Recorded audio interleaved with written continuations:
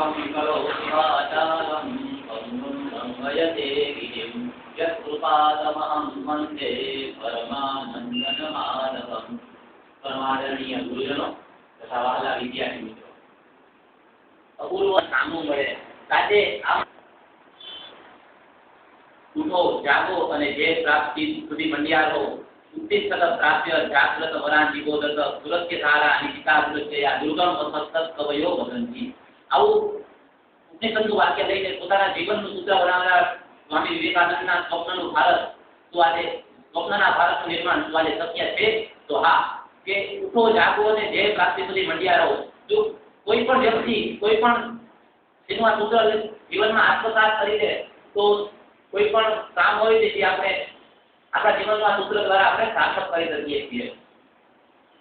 ત્યારબાદ તેમણે સમાજ નિર્માણમાં વિચાર્યું કે આપણો જે સમાજ છે ભારતનો સમાજ શિક્ષણની બોલબાલા છે। આપણે ગમે ત્યાં જઈએ ત્યાં અલગ અલગ ફેકલ્ટીની અંદર તમે ગમે ત્યાં શિક્ષણ લઈ શકો છો। એવું નથી કે પહેલા એવું હતું કે કોઈ ગુરુઓ શિક્ષણ આપતા ન આપતા એવું હતું। અત્યારે આપણે એક ફેકલ્ટી નહીં તો બીજી ફેકલ્ટી એક જગ્યાએ એડમિશન ન મળે તો બીજી કોઈ જગ્યાએ જઈને શિક્ષણ લઈ શકીએ છીએ। તો જે એમનું સ્વપ્ન હતું કે શિક્ષિત ભારતનું નિર્માણ થાય તો જે અત્યારે આપણે જોઈ જ રહ્યા છીએ। ત્યાર પછી તેમનું સ્વપ્ન હતું કે શિક્ષિત સ્ત્રીઓ તો અત્યારે આપણે જોઈ રહ્યા છીએ કે સ્ત્રીઓની સંખ્યા શિક્ષિતમાં વધારે છે।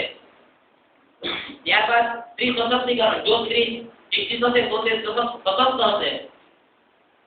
ત્યારબાદ આપણે જો વિવેકાનંદના સ્વપ્નના ભારતનું નિર્માણ કરવું હશે તો બીજું કંઈ જ નહીં પણ કેવળ તેનું નામ છે વિવેકાનંદ।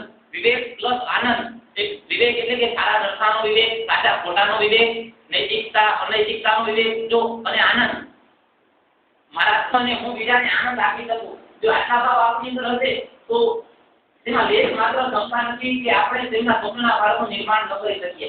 ત્યારબાદ જયચંદ મેઘાણીની એક પંક્તિ કહેવાની ઈચ્છા થાય સ્વામીજી હતી કે સત્તાની અમોની કાજ ચાલ ધારા કેરી જુગાલ રોડા પગાલ કાજ પાંચલા પગારે ધનિકોમાં લંત મુક્તિ ગરીબોના લાલ રસ સત્તાના ભક્તયાન શોધે પર ભારે બૌદ્ધિના સત્વ થયા જીવન નિર્વીર્ય થયા બંધુત્વે થયા પ્રાણ નવલના માગે જાગો જાગો યુવાન આવી પહોંચ્યા મુકામ ઇન્સાફ વિકપ સબર કરાલ કાળ જાગે સેવા ગાદી દંડ ઘોર કાળ જાગે।